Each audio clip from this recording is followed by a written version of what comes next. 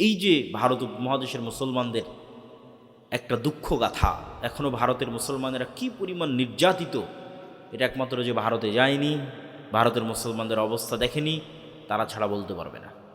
ভারতের মুসলমানদেরকে কি পরিমাণ হীনম্মন্যতায় ভুগতে হয়, আত্মবিশ্বাসের অভাবে ভুগতে হয়, আইডেন্টিটি ক্রাইসিস, মুসলিম পরিচয় দিবে এই আইডেন্টিটি ক্রাইসিসে ভুগতে হয়, এটা কল্পনা করতে পারবেন না আপনি। কিন্তু 1947-এ পাকিস্তান আর বাংলাদেশ কেন প্রতিষ্ঠা হয়েছিল জানেন? সেম মক্কা এবং মদিনার হিজরতের কাহিনীকে সামনে নিয়ে এসে তৈরি করা হয়েছিল। এটা ইতিহাস ঘেটে পড়তে পারেন। আজকের আপনাদের সৈয়দপুরে যারা বিহারি আছে, মিরপুরের যারা বিহারি আছে, এরা ছিল মহাজির। এই সেম মহাজির আপনি করাচিতে পাবেন। করাচিতে মহাজিরদের আলাদা গ্রুপ ও দলও আছে। এরা মহাজির মানে এদের দেশ কিন্তু ভারত, দেশ কিন্তু এদের পাকিস্তান না।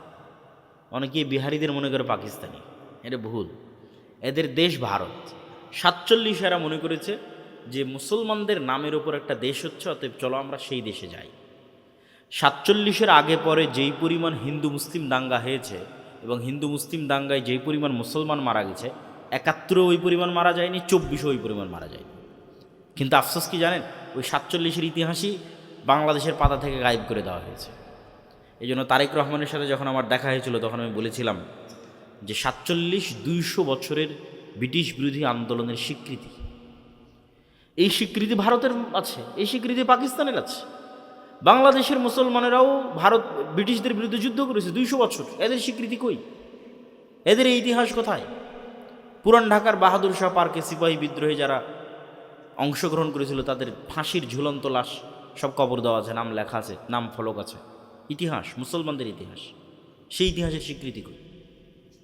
তো মূল কথায় আসে, যেটা বলতে চাচ্ছিলাম যে 47-এ তাদের বলা হয়েছে ভারতের মুসলমানেরা হচ্ছে মক্কার মুসলমান, এটা কিন্তু বলা হয়েছে ওই সময়। আর পাকিস্তান এবং বাংলাদেশের মুসলমানেরা হচ্ছে মদিনার মুসলমান, এটা হচ্ছে আনসারি। তাহলে আনসারদের কাছে মহাজিররা হিজরত করে এসেছে। ওই পাকিস্তানেও হিজরত করে গেছে, এই বাংলাদেশেও হিজরত করে এসেছে। কেন আজকে তোমরা পাকিস্তান আলাদা হলো এবং কেন তোমরা হিজরত করে যাচ্ছ? এই জন্য যে আমরা আজ থেকে 10, 15, 20 বছর পর মক্কা বিজয় করব। এবার বুঝেন কনসেপ্ট। মক্কায় মুসলমান রেখে এসেছি না, 30 কোটি মুসলমান রেখে আসা আছে ভারতে। তাহলে যতক্ষণ আপনি মক্কা বিজয় না করবেন, ততক্ষণই মুসলমানদের কি হবে? ওই মুসলমানদেরকে এই আশ্বাস দিয়ে পাকিস্তান তৈরি হয়েছে যে আজকে তোমরা পাকিস্তান বাংলাদেশকে শক্তিশালী করো, একদিন এরা তোমাদের মুক্ত করবে। এরা এখন নিজেরাই বাঁচে না, আমাদেরকে মুক্ত করবে। হ্যাঁ, নিজেরাই ইসলাম কায়েম করতে পারিনি, আমাদেরকে মুক্ত করবে। কি আফসোস! অথচ ওই 47-এ যে ভারত প্রতিষ্ঠা হয়েছিল সেকুলারিজমের ওপর, তারা এখন হিন্দুত্ববাদ প্রতিষ্ঠা করে দিয়েছে রাষ্ট্রে। আর মুসলমানের যদি এক গালে থাপ্পড় মারেন, তো এইদিকে মুখ ঘুরে বললো আমি সেকুলার, আবার যদি আমি তার চেয়ে বড় লিবারেল, আমি তার চেয়ে বড় সেকুলার। যত থাপ্পড় খাবে তত বলবে সেকুলার, লিবারেল, একবারও মুখ খুলে বলবে না যে আমি মুসলমান। এই হলো পাকিস্তান আর বাংলাদেশের মুসলিম রাজনীতিবিদদের নিমক হারামি, হীনম্মন্যতা এবং আত্মবিশ্বাসহীনতার পরিচয়। এখান থেকে উত্তরণের রাস্তা কি? আব্দুর রহমান চমৎকার আলোচনা করেছে, জ্ঞানের আলোচনা করেছে। আসলেই এই জ্ঞানের কথা মুখে বলা যায়, কিন্তু বাস্তবে কয়জন করতে পারে? সবাই জীবন দিতে প্রস্তুত, কেউ জ্ঞান অর্জন করতে প্রস্তুত নয়। মানে অনেক যুবক এসে বলে আব্দুল্লাহ ভাই ডাক দেন, ডাক দিলে আমরা ঝাঁপিয়ে পড়বো, জীবন দিয়ে দিব। জীবন তো দেওয়া লাগবে না, জীবন দেওয়া তো সহজ কাজ। জ্ঞান অর্জন করে প্রতিষ্ঠান তৈরি করবে কয়জন? প্রতিষ্ঠান মানে আমি মাদ্রাসার কথা বলিনি, মাদ্রাসাও একটা প্রতিষ্ঠান, এটাও ভালো। কিন্তু জ্ঞান অর্জন করে মুসলমানদের মিডিয়া তৈরি করবে কয়জন? জ্ঞান অর্জন করে মুসলমানদের অর্থনৈতিক প্রতিষ্ঠান তৈরি করবে কয়জন? তোমরা ডাটা অ্যানালাইসিস করে দেখো, এক ব্রাক এক বছরে, আজ থেকে কয়েক বছর আগের জরিপ, যে ব্রাকের এক বছরের লেনদেনের পরিমাণ ছিল 12,000 কোটি টাকা। আমার ধারণা সারা বাংলাদেশের সব মসজিদ, সব মাদ্রাসা, কি আহলে হাদিস, কি হানাফি, কি পীর, কি ফকির, সব মিলে 12,000 কোটি টাকার লেনদেন হবে না। তাহলে কত শক্তিশালী একটা অর্থনৈতিক প্রতিষ্ঠান হতে পারে যারা এক বছরে 12,000 কোটি টাকার লেনদেন করতে পারে? ওইটা তো জ্ঞান ছাড়া সম্ভব নয়, এটা জীবন দিয়ে হবে নাকি? তুমি তো আব্দুর রহমান তো বললো তুমি 24-এর জীবন দিয়েছো, 71-এর জীবন দিয়েছো, 47-এর জীবন দিয়েছো, তোমার ভাগে কিছু আসেনি। ওই আবেগের ভাগে কিছু আসবে না।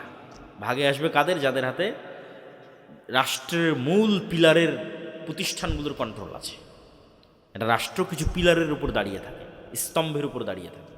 ওগুলোর যে বড় বড় প্রতিষ্ঠান আছে ওগুলোর কন্ট্রোল তুমি যতক্ষণ না নিবা, এটা রাসূল সাল্লাল্লাহু আলাইহি ওয়াসাল্লাম ভালো বুঝতেন। উনি মদিনায় গিয়ে দেখেন মদিনার সব টাকা পয়সার কন্ট্রোল ইহুদিদের হাতে। আর আনসারীরা হচ্ছে কৃষক, এরা ব্যবসা বুঝে না। তাহলে এই আনসারীদের দিয়ে টাকা পয়সার কন্ট্রোল হবে না। আর টাকা পয়সার কন্ট্রোল ছাড়া নামকা অস্তে মদিনা সনদের প্রধানমন্ত্রী থেকে মুহাম্মদ সাল্লাল্লাহু আলাইহি ওয়াসাল্লাম দেশ চালাতে পারবে না। 24 ঘন্টা ইহুদিদের কাছে মাথা নত রাখতে হবে টাকার জন্য। ইহুদিরা তখনও সুদের কারবার করত। তো মুহাম্মদ সাল্লাল্লাহু আলাইহি ওয়াসাল্লাম মুহাজিরদের আনসারদের বললেন, তোমাদের সম্পত্তি যা আছে কেউ 3 ভাগের 1 ভাগ, কেউ 2 ভাগ, কেউ অর্ধেক মুহাজিরদের দাও। এরা ব্যবসা জানে, এরা ব্যবসা করতে পারবে। ব্যবসা করলে টাকার কন্ট্রোল আমার সাহাবীদের হাতে আসবে, মানে আমার হাতে আসবে। সাহাবীরা ব্যবসা শুরু করলেন। চোখের পলকে রাসূল সাল্লাল্লাহু আলাইহি ওয়াসাল্লামের জীবদ্দশাতে আব্দুর রহমান বিন আউফ, জুবাইর ইবনুল আওয়াম, এরা রাসূল সাল্লাল্লাহু আলাইহি ওয়াসাল্লামের জীবদ্দশাতে উসমান ইবনে আফফান, এরা কোটিপতি, মাল্টিবিলিয়নার। রাসূল সাল্লাল্লাহু আলাইহি ওয়াসাল্লামের একটা কুয়া দরকার ছিল মসজিদ নববীর নিকটস্থ, যেটাতে মুসলমানদের ওযু করবে, গোসল করবে। সেই কুয়া ওসমান রাদিয়াল্লাহু তাআলা আনহু কিনে দিয়েছেন। ওই কুয়ার মালিক ইহুদি ছিল। তাহলে ওই কুয়া যদি না কিনতে পারতো, ইহুদির কাছে গিয়ে অনুমতি চাইতে হতো, ভাই তোমার কুয়া ব্যবহার করবো, অনুমতি দাও। এটা হলো অর্থনৈতিক দাসত্ব। তাহলে যতক্ষণ আপনি পিলারগুলোর কন্ট্রোল নিজের হাতে না নেবেন, আপনি যতই আন্দোলন করেন, যতই জীবন দেন, এই রাষ্ট্র আপনার হাতে আসবে না। এটা মুহাম্মদ সাল্লাল্লাহু আলাইহি ওয়াসাল্লাম ভালো জানতেন। বদরের যুদ্ধ অবশ্যই ধর্মীয় যুদ্ধ, কিন্তু বদরের যুদ্ধের কারণগুলোর মধ্যে দেখেন আবু সুফিয়ানের ব্যবসায়িক কাফেলা বন্ধ করে দেওয়া হয়েছে। কারণ যেখান থেকে যুদ্ধটা শুরু হচ্ছে, আবু সুফিয়ান মক্কায় রিটার্ন ব্যাক করতে পারতেছে না। সেখান থেকে বার্তাবাহক চিঠি নিয়ে গেছে আবু জাহালের কাছে যে মুহাম্মদ সাল্লাল্লাহু আলাইহি ওয়াসাল্লামের সাহাবীরা তার ব্যবসায়িক যাত্রা বন্ধ করে দিয়েছে, বাঁচাতে হবে। কেননা বিজনেস রুট বন্ধ হয়ে গেলে মক্কার মানুষের টাকার কন্ট্রোল কমে যাবে। মুহাম্মদ সাল্লাল্লাহু আলাইহি ওয়াসাল্লামের রাস্তার উপর দিয়ে তোমাকে ব্যবসা করতে হবে। তাহলে বিজনেস রুটের কন্ট্রোল আমার হাতে, মানে টাকার মালিক আমি। প্রিয় উপস্থিতি, এই জন্য বেকার মুসলমানের হাতে আল্লাহ সুবহানাহু ওয়া তাআলা ক্ষমতা দিবেন না। বসে থাকা মুসলমানের হাতে আল্লাহ সুবহানাহু ওয়া তাআলা ক্ষমতা দিবেন না। টাকা উপার্জন করতে হবে, সময় নষ্ট করার সুযোগ নাই। 24 ঘন্টা কাজে লাগাতে হবে প্রোডাক্টিভ ওয়েতে। ওই যে নিন্দা, গীবত, মিছিল, মিটিং, বিড়ি, সিগারেট, টাকা দিলে ভোট কেন্দ্রে চলে যাওয়া, এগুলো সব আত্মসম্মান বিক্রি করা এবং সময় নষ্টের কাতারে পড়ে। ওই সময়টা প্রকৃত জায়গায় কাজে লাগাতে হবে, জ্ঞান অর্জনে কাজে লাগাতে হবে, ব্যবসায় কাজে লাগাতে হবে, টাকা উপার্জনে কাজে লাগাতে হবে। উম্মতে মুহাম্মাদি ব্যবসায়ী জাতি, উম্মতে মুহাম্মাদি চাকরিজীবী কম ছিল না।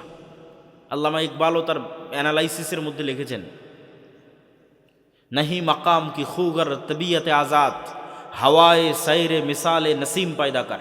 যে একটা নির্দিষ্ট কাজ নির্দিষ্ট এলাকার মধ্যে সীমাবদ্ধ হয়ে থেকে যাবে, এটা মুসলমান নয়। মুসলমান হচ্ছে সকালবেলার বাতাসের হাওয়ার মতো, যার কোনো সীমানা নাই, যার কোনো বর্ডার নাই। কোন সাহাবিকে আপনি পাবেন যার নিজ শহরে মৃত্যু হয়েছে, যার নিজ বাড়িতে মৃত্যু হয়েছে? খুব কম সংখ্যক সাহাবিকে পাবেন। সব কোনো বর্ডার বিহীন, যে যেদিকে পেরেছে সে সেদিকে দাওয়াত নিয়ে ছুটে গেছে। কেউ ব্যবসা নিয়ে, কেউ জিহাদ নিয়ে, কেউ বসরায়, কেউ কুফায়, কেউ ইরাকে, কেউ নিশাপুরে। কাউকে নিজ শহরে পাবেন না। এগুলো মুসলমানদের স্বভাব ছিল এরকম। ব্যবসা করতে করতে চলে গেছে ইন্দোনেশিয়া পর্যন্ত, চলে গেছে ব্রুনাই পর্যন্ত, সেই পর্যন্ত চলে গেছে ইসলামের দাওয়াত। কিন্তু আজ মুসলমানেরা চাকুরিজীবী হওয়াতে তাদের এই স্বাধীন চেতা স্বভাব নষ্ট হয়ে গেছে। চাকুরিজীবী থাকবে, সমাজের এক অংশ চাকরি করবেই, কিন্তু ব্যবসায়িক উদ্যোগ নিতেই হবে। এটা মুহাম্মদ সাল্লাল্লাহু আলাইহি ওয়াসাল্লামের সাহাবীদের অন্যতম বৈশিষ্ট্য। তো আমি বলছিলাম আব্দুর রহমান যে আলোচনা করেছে, চমৎকার আলোচনা করেছে। জ্ঞান অর্জন করতে হবে, অর্থনৈতিকভাবে সক্ষম, ভারসাম্যপূর্ণ হতে হবে। যেমন আব্দুর রহমান জ্ঞানের শক্তির কথা বলেছে, অর্থের শক্তিও আপনি দেখতে পাচ্ছেন যে আজকের পৃথিবীর সকল শক্তির কেন্দ্রবিন্দু হচ্ছে ডলার ভিত্তিক অর্থনীতি। আপনি নিশ্চিত থাকেন এই ডলার ভিত্তিক অর্থনীতির যেদিন পতন হবে, ওই দিন আমেরিকার পতন হবে। যেদিন আমেরিকার পতন হবে, ওই দিন ডজন খানেক মুসলিম রাষ্ট্রে ইসলামী খেলাফা কায়েম হয়ে যাবে। সময় লাগবে না, আধা ঘন্টা থেকে 1 ঘন্টার মধ্যে প্রতিষ্ঠা হয়ে যাবে। 1 ঘন্টা থেকে 2 দিন, 1 সপ্তাহের মধ্যে প্রতিষ্ঠা হয়ে যাবে। কেননা এগুলোতে গণতন্ত্র টিকিয়ে রেখেছে এই সমস্ত সকল দেশের আব্বা আমেরিকা। তো এই জন্য তাদের হাতে কন্ট্রোল কি? টাকার কন্ট্রোল। মুসলমানদেরকে এই জন্য অবশ্যই ব্যবসায়ী জাতিতে পরিণত হতে হবে এবং টাকা উপার্জন করতে হবে। তার পাশাপাশি আর কি করতে হবে, আর একটা কথা না বললেই নয়। শুরুতে সালাতের কথা বলেছি, জিকিরের কথা বলেছি, এগুলো না থাকলে তো আল্লাহর বিজয় সাহায্যই আসবে না, সাহায্য না আসলে বিজয়ের নামগন্ধই আসবে না। আর একটা বলে বক্তব্য শেষ করব, ঈমান বিল গায়বে ইয়াকিন, পরিপূর্ণ তাওহীদ। পূর্ণাঙ্গ তাওহীদ হচ্ছে ইব্রাহিম আলাইহিস সালামের তাওহীদ। ये दौर अपने बराहिम की तलाश में है। আল্লামা ইকবাল লিখেছেন, আজকের যুগে মুসলমানদের সকল সমস্যার সমাধান মুসলমানদের মধ্যে একজন ইব্রাহিম আলাইহিস সালাম লাগবে। ইব্রাহিম আলাইহিস সালামের মতো তাওহীদপন্থী একজন মুসলমান লাগবে। মুসলমানদের মধ্যে তাওহীদপন্থী মুসলমান নাই। বিভিন্নভাবে উদাহরণ দিতে পারবো। যারা তো কবরে যাচ্ছে, মাজারে যাচ্ছে, পূজায় যাচ্ছে, শিরক করছে, বেদাত করছে, তাবিজ কবজ ব্যবহার করছে, এদের কথা তো বাদই দিলাম। ধরেন আপনি আহলে হাদিস এবং সালাফি, আপনি এরকম বড় কোনো শিরকে লিপ্ত হন না, তারপরও বলবো পূর্ণাঙ্গ তাওহীদ কি আপনি বুঝতে পারেন। আপনার ইলাহ ওই কবরে শুয়ে থাকা বাবা নয়, আপনার ইলাহ মাটির উপরে থাকা মা কালী, মা দুর্গাও নয়, আপনার ইলাহ তাবিজ কবজও নয়, কিন্তু আপনার ইলাহ যে আপনার নিজের নাফসকে বানিয়ে নিয়েছেন। ইলাহু হাওয়া, নিজের মনের প্রবৃত্তিকে যে ইলাহ বানিয়ে নিয়েছেন, তাহলে কেমনে বলবেন আপনি শতভাগ তাওহীদপন্থী মুসলমান? এটা তো হলো না। আসলামা ওয়াতাল্লাহু লিল জাবিন, দুইজন ইসলাম গ্রহণ করলো, আত্মসমর্পণ করলো। শাব্দিক অনুবাদ ইসলাম গ্রহণ করলো, আসলে আত্মসমর্পণ করলো আল্লাহর সিদ্ধান্তের সামনে। মানে ওদের হাওয়া, ওদের নাফসের প্রবৃত্তি ওদের ইলাহ নয়। ইব্রাহিমের ইলাহ তার নাফস নয়, কিন্তু আমাদের অসংখ্য মানুষের ইলাহ তার নিজের নাফস। বিড়ি সিগারেট ছাড়তে পারেন না, তাহলে ইলাহকে নিজের নাফস। নেশা ছাড়তে পারেন না, জুয়া ছাড়তে পারেন না, ইলাহকে নিজের নাফস। অবৈধ সম্পর্ক ছাড়তে পারেন না, ইলাহকে নিজের নাফস। 5 ওয়াক্ত সালাত আদায় করতে পারেন না, ইলাহকে নিজের নাফস। যদিও এগুলো যত আলোচনা বলতেছি, সব আলোচনাই আল্লাহর পথে যাত্রা বইয়ের মধ্যে আছে। আল্লাহর পথে যাত্রা এবং মাসিকাল ইতিসাম, এই বইগুলো গুরুত্ব দিয়ে পড়া উচিত। তাহলে প্রকৃত তাওহীদপন্থী মুসলিম আপনি কখন হতে পারবেন? যখন আপনি না নারী, না টাকা, না বিড়ি সিগারেট, না জুয়া, অন্য বড় শিরক বাদ দিয়েছি। কিন্তু আগেই যেগুলো 90% মুসলমান যে শিরক বিদআত সেটা বাদ দিয়েছি, মনে করে নিয়েছে আপনারা আহলে হাদিস সালাফি, আপনারা এগুলোর মধ্যে নাই। আপনি আসেন কিসের মধ্যে? আপনি আসেন নিজের নাফসকে ইলাহ বানিয়ে নিয়েছেন। হয় নারী, না হয় টাকা, না হয় নেশা। এগুলোর থেকেও যে মুক্ত হয়ে যাবে, না হয় ক্ষমতা। ক্ষমতা আপনার পায়ে সিজদা দিবে, কিন্তু আপনি যদি ক্ষমতার দরজায় গিয়ে সিজদা দেন, ইসলাম প্রতিষ্ঠা হবে না, কম্প্রোমাইজ করতে হবে। এই জন্য ক্ষমতার নেশা থেকেও মুক্ত। এ হলো পূর্ণাঙ্গ তাওহীদপন্থী ইব্রাহিম আলাইহিস সালাতু ওয়াস সালামের মতো মুসলমান। আর একটা লাগবে ঈমান বিল গায়বে ইয়াকিন, যেটা আমি বলেছি যে বাংলাদেশের অন্তত 40 থেকে 50% মানুষের ঈমান বিল গায়বে ইয়াকিন যদি না হয়, তাহলে কেউ বাংলাদেশের রাষ্ট্র ক্ষমতায় গিয়ে পূর্ণাঙ্গ ইসলাম প্রতিষ্ঠা করতে পারবে না।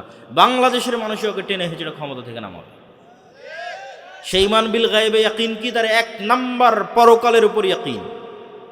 তার 1 নাম্বার গায়েবের 1 নাম্বার হচ্ছে পরকালের উপর ইয়াকিন। যে দেখতে পাবে পরকালে তার জান্নাতের ঘর, তার জান্নাতের প্লট, তার জান্নাতের ফ্ল্যাট, তার জান্নাতের বাড়ি, তার জান্নাতের খাবার, ওটা দেখতে পাবে। আর পাগল থাকবে ওই জান্নাতে যাওয়ার জন্য, দুনিয়া তার কাছে কিছুই না। এই লেভেলের ঈমান যতক্ষণ অর্জন না হয়েছে, আমাকেও যদি আপনি কালকে ক্ষমতায় পাঠিয়ে দেন, আর আমি যদি ঘোষণা দিই সারা বাংলাদেশে আমি ইসলাম প্রতিষ্ঠা করে দিলাম, যখন সব দেশ বাংলাদেশকে বয়কট করে দিবে, জিনিসপাতির দাম বেড়ে যাবে, বিদ্যুৎ থাকবে না, এসি ফ্রিজ চলবে না, আপনারা আন্দোলন করে ক্ষমতা থেকে নামিয়ে দেবেন। এটাই বাস্তব। আর না হলে যে বলছে আমি ইসলাম বাস্তবায়ন করবো, করতে পারবে না, ও কম্প্রোমাইজ করবে, পুরো ইসলাম বাস্তবায়ন করবে না।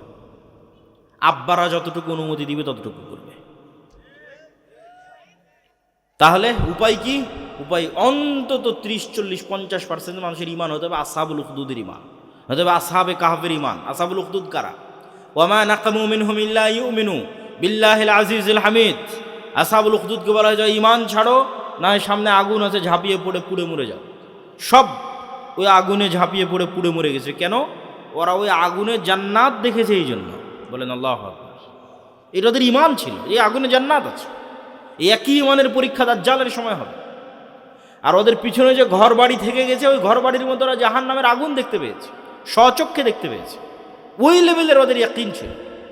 যেই দিন অন্তত 30-40-50% মানুষের ঈমান ওই লেভেলে পৌঁছে যাবে যে আমরা তো দুনিয়াতে এসেছি জান্নাতে যাওয়ার জন্য, আখেরাতে জান্নাতে নিজের ঘর তৈরি করবো এই জন্য, দুনিয়া তো পরীক্ষার জায়গা। আম হাসিবতুম আন তাদখুলুল জান্নাহ ওয়ালাম্মা ইয়াতিকুম মাসালুল লাযীনা খালাউ মিন ক্বাবলিকুম মাসসাতহুমুল বা'সা ওয়াদ-দাররা ওয়া যুলজিলু হাত্তা ইয়াকুলার রাসূলু ওয়াল লাযীনা আমানু মা'আহু মাতা নাসরুল্লাহ। জান্নাত কি তোমাদের মামার বাড়ি? জান্নাত কি তোমাদের নানির বাড়ি? জান্নাত কি হাতের মোয়া যে প্রবেশ করে গেলে ওই বিপদ, ওই আপদ, ওই কষ্ট, ওই দুঃখ তোমরা সহ্য করলে না, যে এই কষ্ট, যে দুঃখ তোমাদের অতীতে যারা চলে গেছে তারা সহ্য করেছে। শালা সেই দুঃখ, সেই কষ্ট তো সহ্য করা লাগবে। ওই দুঃখ, ওই কষ্ট সহ্য করার মেন্টাল প্রস্তুতি থাকতে হবে, তবে পূর্ণাঙ্গ ইসলাম প্রতিষ্ঠা হবে। এই মেন্টাল প্রস্তুতি অন্তত 50% বেশি মানুষের থাকতে হবে, তবে সম্ভব। ওটার নাম ইমান বিল গায়েবে ইয়াকিন। গায়েবে অদৃশ্য জগতের উপর ইয়াকিন তৈরি করতে হবে। অদৃশ্য জগতের উপর ইয়াকিন ছাড়া মুসলমানদের গোলামি থেকে মুক্তি সম্ভব নয়।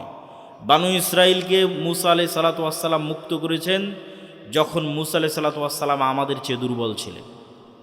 আজকের উম্মতে মুহাম্মাদি, আজকের আমেরিকা, আজকের ইসরায়েলের তুলনায় সেই লেভেলের দুর্বল নয় যত দুর্বল মুসা আলাইহিস সালাম আর বানু ইসরাইল ফেরাউনের কাছে ছিল।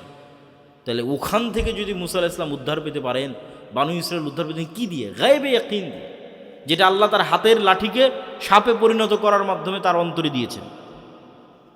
যে মুসা, আমি জান্নাত থেকে স্পেশাল লাঠি দিচ্ছি না তোমাকে, আসমান থেকে নিয়ে আসা স্পেশাল লাঠি দিচ্ছে না, আল্লাহর লাঠি দিচ্ছে না। এই লাঠি তোমার, তুমি নিজে কোনো গাছ থেকে পেড়ে ব্যবহার করেছো, সেই লাঠিকে তোমার চোখের সামনে সাপে পরিণত করে দিচ্ছে। জাদুকরদের লাঠি এবং দড়ি সাপ হয়ে গেছে চোখের ভেলকি। ঠিক আজকের যুগের যেমন 3D ডিজাইনের মাধ্যমে চোখে চশমা দিলে আমি ডিজাইনের মধ্যে এই বইকে সাপ করে দিতে পারবো ডিজাইনে, এবং ওই সাপ আমি যদি 3D চশমা চোখে দিই আমাকে এসে ছোবলে দিবে। চশমা খুললে দেখবেন স্ক্রিনে আছে, চশমা পড়লে মনে হবে স্ক্রিন থেকে বেরিয়ে ছোবল দিচ্ছে। এই ডিজাইনে সম্ভব, বাস্তবে সম্ভব নয়। তাহলে ওইটা ছিল কোনো এক প্রযুক্তি, জাদুকরী প্রযুক্তি, যেখানে চোখে মনে হচ্ছে আর এগুলো তো সব সাপ হয়ে গেছে, বাস্তবে হয়নি। আর মুসা আলাইহিস সালাতু ওয়াস সালামেরটা, যেটা বাস্তবে নীল নদে যে সাপ ঘুরে বেড়াচ্ছে, সমুদ্রে যে সাপ আছে, শীতলক্ষাতে যে সাপ আছে, ওই বাস্তব সাপ আরও পাওয়ারফুল। ওই জন্য সব জাদুকর সিজদা দিয়ে দিয়েছে। এইটা সম্ভব নয়, পৃথিবীর কোনো প্রযুক্তিতে এটা সম্ভব নয়, একমাত্র আল্লাহর শক্তিতে সম্ভব। তা আল্লাহর শক্তিতে যদি এটা সম্ভব, তার মানে যা দেখা যাচ্ছে আর সবই উল্টা মনে করতে হবে। যেখানে হাতের লাঠি সাপ হয়ে গেছে, সেখানে আমি চোখে যা দেখছি সবই উল্টা। চোখে দেখছি ফেরাউন অনেক শক্তিশালী, আসলে শূন্য। যা চোখে দেখছেন সবই উল্টা। আল্লাহ চাইলে এগুলো সেকেন্ডে সব উল্টে দিতে পারে। মুসা আলাইহিস সালামের ওই ইয়াকিন অর্জন হয়েছে দেখেই তো উনি ফেরাউনের সামনে যেতে পেরেছেন, নাহলে তো উনি ফেরাউনের ভয় পালিয়ে গেছিলেন, মৃত্যুদণ্ডপ্রাপ্ত আসামি ছিলেন, কথা ভালোভাবে বলতে পারতেন না। কোন সাহসে উনি যাবেন ফেরাউনের সামনে? আল্লাহকে আবার বলতেছেন, আল্লাহ আমার সহযোগিতার জন্য আমার ভাইকে দাও। সব কিছু সাথে করে নিয়ে তারপরে উনি গেছেন, কিন্তু ওনার অন্তরে আল্লাহ ইমান বিল গায়বে ইয়াকিন তৈরি করেছে একটা জিনিস দিয়ে, হয়ে গেছে ইয়াকিন। এই ইয়াকিন আজকের মুসলমানদের লাগবে, ইমান বিল গায়বে ইয়াকিন, আল্লাহর ক্ষমতা, আল্লাহর অস্তিত্ব এবং আল্লাহর শক্তির উপর ইয়াকিন এবং আল্লাহ ভরসা। ওই লেভেলের আল্লাহ ভরসা, ওই লেভেলের ইয়াকিন, ওই লেভেলের তাওহীদ, ঠিক আছে? অন্তত 20% মানুষও যদি তৈরি হয়ে যায়, তারপরে জ্ঞান, বিজনেস, অর্থনৈতিক সক্ষমতা, রাষ্ট্রের বড় বড় প্রতিষ্ঠানে রাষ্ট্রকে কন্ট্রোল করবে এরকম বড় বড় প্রতিষ্ঠান তৈরি করতে পারা, কিচ্ছু লাগবে না। 80% ইসলাম এমনি কায়েম হয়ে যাবে। বাংলাদেশের যত ওসি, ডিসি, এসপি, সচিবালয়, এসিল্যান্ড, যাদের কথা আব্দুর রহমান বলল, এরা তো আর ভারতের নয়, এরা তো আর আমেরিকার নয়, নরসিংদীর ছেলে। ওরা যদি বলে আজকে থেকে বলবো সত্য করবো নাই, 80% ইসলাম একদিনে প্রতিষ্ঠা হয়ে যাবে। কিন্তু ওই লেভেলের মানুষ তো আমাদের তৈরি করতে হবে। এই মানুষ তৈরি করাটাই হচ্ছে আসল এবং প্রকৃত কাজ। সম্মানিত উপস্থিতি, আল্লাহ সুবহানাহু ওয়া তাআলা মুসা আলাইহিস সালাতু ওয়াস সালামের মতো দুর্বল নবীকে, ফেরাউনের চেয়ে শক্তির দিক থেকে অনেক দুর্বল, এবং বানু ইসরাইলের মতো দুর্বল কওমকে যেভাবে মুক্তি দিয়েছেন, উম্মতে মুহাম্মাদীকে ওই রাস্তাতেই তিনি মুক্তি দিবেন এবং মুক্তি দেওয়ার রাস্তা আছে। এই আস্থায় ভরসা আল্লাহর উপর রাখতে হবে। সমস্যা হচ্ছে কি, যে বানু ইসরাইলদের 300 বছরের ফেরাউনের গোলামিতে যে স্বভাব চরিত্রে বিকৃতি এসেছিল, উম্মতে মুহাম্মাদের 200 বছরের ইউরোপীয় উপনিবেশের গোলামিতে সেই বিকৃতি এসেছে। Same copy paste. ইউসুফ আলাইহিস সালামের মৃত্যুর পর থেকে নিয়ে মুসা আলাইহিস সালাম পর্যন্ত এই যে লম্বা সময়, কেউ লিখেছে 300, কেউ লিখেছে 400, এই লম্বা সময়ে বানু ইসরাইল ছিল ফেরাউনের গোলাম। ইউযাব্বিহুনা আবনাআকুম ওয়া ইস্তাহয়ুনা নিসাআকুম, ওফিদা আলিকুম বালা উম্মির রব্বিকুম আদিম। ছেলে সন্তানদের জবাই করা হতো, মেয়েদের বাঁচিয়ে রাখা হতো। এই গোলামিতে ওদের স্বভাব চরিত্র নষ্ট হয়ে গেছে। কেমন নষ্ট হয়ে গেছে? এরা নবীর সন্তান হওয়ার পরও বলে লান নাসবিরা আলা তুআমিন ওয়াহিদ ফাদউ লানা রাব্বাক। তারপরে লান নুমিনা হাত্তা নারাল্লাহা জাহরাতান। তারপরে ইযহাব আনতা ওয়া রাব্বুকা ফাকাতিলা। এগুলো সব সূরা বাকারা থেকে পড়তেছে। যেসব বানু ইসরাঈলের ঘটনা আল্লাহ সূরা বাকারায় তুলে ধরেছে। নবীর সন্তান হওয়ার পরে বলছে মুসা তুমি আর তোমার আল্লাহকে যুদ্ধ করো। নবীর সন্তান হওয়ার পরে বলতেছে তোমার আল্লাহকে যতদিন না দেখবো ততদিন ঈমান আনবো না। নবীর সন্তান হওয়ার পর বলছে এক মান্নার এক সালোয়ায় এক খাবারে আমরা সন্তুষ্ট না। তাহলে কিভাবে তাদের স্বভাব চরিত্র বিকৃত হয়ে সংকীর্ণ মনে হয়ে গেছে যে তারা ইয়াকুব আলাইহিস সালামের সন্তান হওয়ার পরও, ইসাক আলাইহিস সালামের সন্তান হওয়ার পরও, ইউসুফ আলাইহিস সালাম এবং তার ভাইদের সন্তান হওয়ার পরও তাদের আজ এই অবস্থা। আজ উম্মতে মুহাম্মাদের একই অবস্থা। 200 বছর ইউরোপীয় উপনিবেশের গোলামি করার কারণে মুসলমানদের রক্তের মধ্যে মিথ্যা, রক্তের মধ্যে দুর্নীতি, রক্তের মধ্যে ধোঁকা ঢুকে গেছে। প্রকৃত গোলামি তো ওইটা। এই জন্য আমি বলেছি গণতন্ত্র হচ্ছে গোলাম তৈরির কারখানা। কেন গোলাম তৈরির কারখানা? এই গণতন্ত্রের পুরো প্রসেসটা মিথ্যা দিয়ে পরিপূর্ণ। যত এমপি পদপ্রার্থী নির্বাচন কমিশনে তাদের হলফনামা জমা দিয়েছে, মিথ্যা যেন না হয় যেন 99% বলতেছে। আমার ধারণা 100%, 99% মিথ্যা তথ্য জমা দিয়েছে হলফনামাতে। তার সম্পাদের বিবরণীতে মিথ্যা তথ্য জমা দিয়েছে 99%। এই পুরো প্রসেসটা মিথ্যার উপর দাঁড়িয়ে আছে। একই দলের একই আসনের মনোনয়ন প্রার্থী যদি তার আর এক মনোনয়ন প্রার্থীর বিরুদ্ধে লবিং, লিয়াজু, গিবত, টাকার লেনদেন না করে, ওর দলই ওকে মনোনয়ন দেবে না। যতজন মনোনয়ন পেয়েছে সবকে লবিং, লিয়াজু, টাকার লেনদেন, দৌড় ঝাঁপ, গিবত, নিন্দা, এই প্রত্যেকটা ধোঁকা এবং মিথ্যার রাস্তা অবলম্বন করে মনোনয়ন নিয়ে আসতে হয়েছে। এই যে মিথ্যা এবং ধোঁকার রাস্তার মধ্যে যাচ্ছে, এটা তো ইটসেলফ গোলামি। এটাই তো গোলামির কালচার। মুসলমানেরা যেন গোলামির কালচার থেকে বের হতে না পারে, এই জন্য গণতন্ত্র দেওয়া। তাহলে এই সমস্ত এমপি যারা নির্বাচিত হয়ে সংসদে যাচ্ছে, আমি এদেরকে বলি এরা নেতা নয়, এরা কি বলেন তো? বলেন না যে এরা কি? আরো জোরে বলেন, এরা কি? গোলাম। এই সমস্ত গোলামকে 2 টাকা দিয়ে কিনে নিতে পারবে ভারত, 2 টাকা দিয়ে কিনে নিতে পারবে আমেরিকা। কেন? এরা আগেই 2 নম্বরই করে মনোনয়ন নিয়েছে, আগেই 2 নম্বরই করে হলফনামা জমা দিয়েছে। সব মিথ্যুক, দুর্নীতিবাজ। তো ওরা কী করবে? ওদেরকে টাকা দিয়ে কিনে নেওয়া যে কারোর জন্য খুব সহজ। তার গণতন্ত্র হচ্ছে গোলাম তৈরির কারখানা। যতক্ষণ আপনি কালচার থেকে বের না হতে পারবেন, এই গোলামির কালচার থেকে, ততক্ষণ লিডার, নেতা তৈরি হবে না। নেতা তৈরি হতে হলে সত্যবাদিতা, ন্যায়পরায়ণতার উপর ভিত্তি করে প্রতিষ্ঠিত হওয়ার মাধ্যমে নেতা তৈরি হবে, ক্লিয়ার নেতা তৈরি হবে। নেতা মানে নির্বাচন করে নেতা হতে হয়, এটা ভুল কথা। এই চিন্তা থেকে বেরিয়ে আসতে হবে। আপনি আজকে নেতা হতে পারবেন। আপনাকে ছোট্ট বুদ্ধি দিয়ে দিই, আপনি সমাজের যে কোনো অন্যায়ের বিরুদ্ধে দাঁড়াবেন। তাহলে প্রথমে কোন অন্যায়ের বিরুদ্ধে দাঁড়াবেন? আপনার নিজের পরিবারের অন্যায়ের বিরুদ্ধে দাঁড়াবেন। সেটা কি? আপনার বাপ যে মারা গেছে, আপনার বোনকে সম্পত্তি ন্যায়ভাবে বুঝিয়ে দিয়েছেন? যদি না দিয়ে থাকেন তাহলে আপনি আর এক গোলাম। আপনি যদি দেশের প্রধান হন, আপনি যদি এমপি হন, আপনি তার চেয়ে বেশি দুর্নীতি করবেন। তাহলে আপনি আগে নেতা হন। আপনি আগে নেতার কালচার তৈরি করেন যে কি, আমার বাপ যা সম্পত্তি রেখে গেছে এটা আমি ন্যায়ের ভিত্তিতে আমার বোনদেরকে বুঝিয়ে দেব। আমার দাদা যে সম্পত্তি রেখে গেছে আমি ন্যায়ের ভিত্তিতে ফুফুদের বুঝিয়ে দেব। আমি কি আমার স্ত্রীর সাথে ন্যায় করি? আমি কি আমার মায়ের সাথে ন্যায় করি? আমি কি পিতার সাথে ন্যায় করি? ভাইয়ের সাথে ন্যায় করি? যদি করেন তাহলে ইউ আর এ লিডার, আপনি নেতা। আর যদি না করে আপনি গোলাম। এবার যদি দেখেন যে হ্যাঁ আমি নেতা, তাহলে এবার সমাজে যত অন্যায় চলছে সব অন্যায়ের বিরুদ্ধে দাঁড়ান। যে কোনো অন্যায়, সেটা এমপি করুক, মন্ত্রী করুক, চেয়ারম্যান করুক, মেম্বার করুক, ওর বিরুদ্ধে দাঁড়ান, কথা বলেন, আপনি এমনি নেতা হয়ে যাবেন। এরকম যে কোনো এক নেতাকে আল্লাহ সুবহানাহু ওয়া তাআলা কবুল করে নিয়ে মোল্লা ওমর বানিয়ে দিয়েছে আফগানিস্তান। এমনি আল্লাহ সুবহানাহু ওয়া তাআলা কবুল করে নিয়েছে। কার নিয়ত আল্লাহ সুবহানাহু ওয়া তাআলা কখন কবুল করে না? আল্লাহ উপরওয়ালা আল্লাহ সুবহানাহু ওয়া তাআলা ভালো জানেন। কিন্তু ন্যায়পরায়ণতা এবং সত্যবাদিতার উপর যারা প্রতিষ্ঠিত থাকবে এরা নেতা হবে, বাই ডিফল্ট নেতা হবে। এর জন্য নির্বাচন করে নেতা হওয়া লাগবে না। কেন? ওই যে সিস্টেম, ওই সিস্টেমটা মিথ্যা, ধোঁকা, দুর্নীতি দিয়ে পরিপূর্ণ, যেখানে গেলে আপনাকে মিথ্যা, ধোঁকা এবং দুর্নীতির আশ্রয় নিতে হবে। কেউ যদি মিথ্যা, ধোঁকা, দুর্নীতির আশ্রয় নিয়ে গণতন্ত্রের মধ্যে থাকতে চায় এবং যদি থাকতে পারে, তাহলে তার পরিণতি হবে ওসমান হাদির মতো। যদি থাকতে চায়, থাকতে পারে, ওকে গুলি করে উড়িয়ে দেবে। এই সিস্টেম সত্যবাদী, ন্যায়পরায়ণ মানুষ সহ্য করতে পারবে না। তাহলে পুরো আলোচনা যদি আপনাদের সামনে আমি সামারি তুলে ধরি একদিক থেকে, যে উম্মতে মুহাম্মাদির মুক্তির রাস্তা আব্দুর রহমান যেভাবে বলেছে, শুধু স্লোগান, শুধু মিছিল, শুধু জীবন দেওয়া দিয়ে হবে না, হবে না, হবে না। শুধু স্লোগান, শুধু মিছিল, শুধু জীবন দিয়ে আরেকজন ক্ষমতা নিয়ে চলে যাবে। প্রথম পয়েন্ট শেষ। কি করতে হবে? কাজের কাজ করতে হবে। সে কাজের কাজ কি? সময় নষ্ট করা যাবে না। 1 নম্বর জ্ঞান অর্জন করতে হবে। 2 নম্বর অর্থনৈতিকভাবে সক্ষম হতে হবে, ব্যবসা করতে হবে। 3 নম্বর সত্যবাদী এবং ন্যায়পরায়ণ হতে হবে, যাতে আপনি নেতা হতে পারেন। এই নেতা হওয়ার কালচার শুরু হবে আপনার পরিবার থেকে, তারপরে সমাজে, আশেপাশে, তারপরে পুরো রাষ্ট্রে। আল্লাহ আপনাকে কবুল করে ফেলতে পারে, যে কাউকে কবুল করে ফেলতে পারে। তারপরে কি হবে? আপনি যখন এই মানের নেতা হয়ে যাবেন, তখন আপনি বিপদ এবং বাধার সম্মুখীন হবেন, নিশ্চিত থাকেন। ওই বিপদ এবং বাধা সেই অতিক্রম করতে পারবে যে শতভাগ তাওহীদপন্থী। ওই বিপদ বাধা সেই অতিক্রম করে ধৈর্য ধরতে পারবে যে ঈমান বিল গায়বে ইয়াকিন রাখে। ওই বিপদ বাধায় আল্লাহ তাকেই সাহায্য করবে যে 5 ওয়াক্ত সালাতে আছে, রাতের সালাতে আছে, সকাল সন্ধ্যের জিকিরে আছে। এই পরের 3টা যদি না থাকে, তাহলে ওই বিপদ বাধাতেই শেষ, ও সামনে আগাতে পারবে না। বিপদ বাধা অতিক্রম করে বিজয় আনার জন্য 3টা লাগবেই: পূর্ণাঙ্গ তাওহীদের অনুসারী, ঈমান বিল গায়বে ইয়াকিন তথা পরকালমুখী চিন্তা, 5 ওয়াক্ত সালাতের পাশাপাশি রাতের সালাত এবং সকাল সন্ধ্যের জিকির।